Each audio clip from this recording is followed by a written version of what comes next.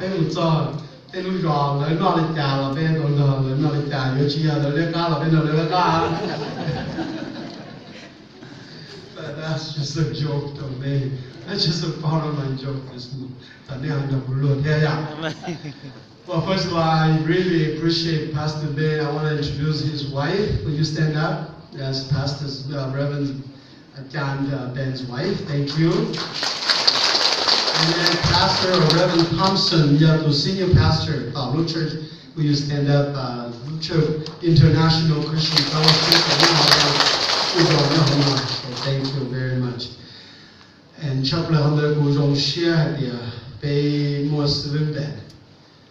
Nhà itu saja coba jauh sebelum ka nhà di tejen ka nhà tu official mission nhà tu udon termina nhà itu sebelum ke papi ke mungkin sebelum mau nomor sebelumnya nomor sebelum jomba sebelum nomor tu jom tu beja sebelum tu ni beja nuna ne mua đồ mình mỏ nho lì nuna ne sẽ vui giờ bị mua và chỉ phụ sư bèn vào đồng tiền chân Amen.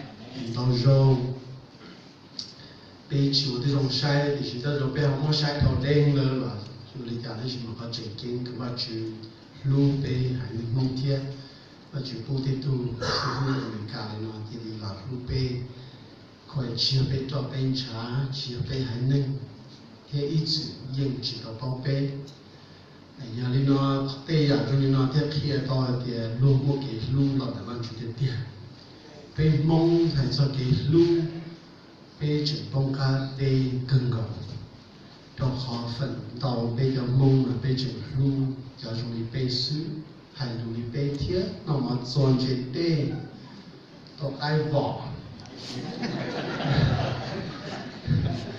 giờ chúng ta khai mở nó thì chiều mong thì bây giờ lúc bây giờ mong xin bây giờ lúc chỉ tàu đồ lử hải nụ giờ nó tên tua họ nó lấy phần ta xưa mà hay bây giờ cho nên tua sẽ u đồn thằng bì hay là muốn sẽ ta la lấy phần ta bây giờ là mà bây giờ cho nên chuyện nó không sông là mà không sông xưa chỉ là không thể nè giờ không thể thì cả để sao mà chỉ là giờ không sông xưa để tôi không kể là đang chờ tạo hotel này, mà nó bây chỉ có nên một bao nhiêu à, nên cho một lít nữa nè. Dạ không thể. Nên từ giờ mù giờ chúng mấy lúc sáng đông hù tàu mà thêm mù rồi. Thế giờ chúng mua Facebook nữa cái Messenger nên thêm bài. Bây giờ có nên một ít khu lít nữa,但是nên chỉ mua lúc chỉ là cả hai lít nữa rồi nè à. Nên chỉ mua lúc phòng nên một số tàu lúc thái là chỉ chờ,别带了去包别贴。别上楼了，可能楼跳了去包贴，这边有个天的就讲喽，跟台湾去学就不叫人家那说啦。Chapter Rosia do Pastor Ben, ni itu sư nhau thì cái này là họ chỉ để nó trong đến đây cho tới kiểm loa tới kiểm cả. And we greatly appreciate for his service for the Lord, greatly appreciate for his time, his commitment. Not only serving the Thai, the Lao, the Hmong, but anyone that come across to him that he willing to serve, and that's the heart of God, and I really appreciate it. So let's welcome Pastor Ben. Từ sư cho cha vào mùa tây của sư giờ tụi lông phát tham nhau mong ngày chỉ fellowship thì bê thia giờ ít tụi sư nhiều pastor có lúc mong và từ sư với sao là một tụi sai luôn mà có thể này. Bây giờ nó chơi chuyện này cũng đâu sai.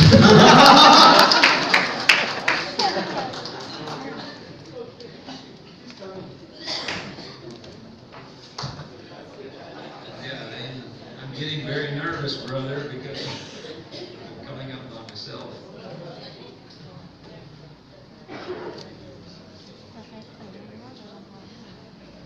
Well, good morning. Still okay?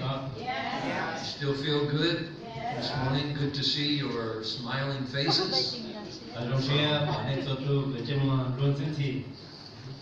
From many different countries today. So I'm very excited to see some of my old friends. Some of you I haven't seen in many years. Nên tôi tu tôi tôi chỉ nên tôi lúc xong họ là So good to see everybody together. We feel we are family. cho nên tôi cũng rong xuyên là anh chỉ nên做做cũng nông thì giờ bây giờ cái chuyện này tiền. So wherever we are serving the Lord, some very remote place, but we come together, we feel very strong. Để cho nên tôi là xí bệnh bên nhiều cái nhà bạn thế tiền nông thế tu nên ngồi cho nó để ra xa xí xí để cái là không là nên tôi ok họ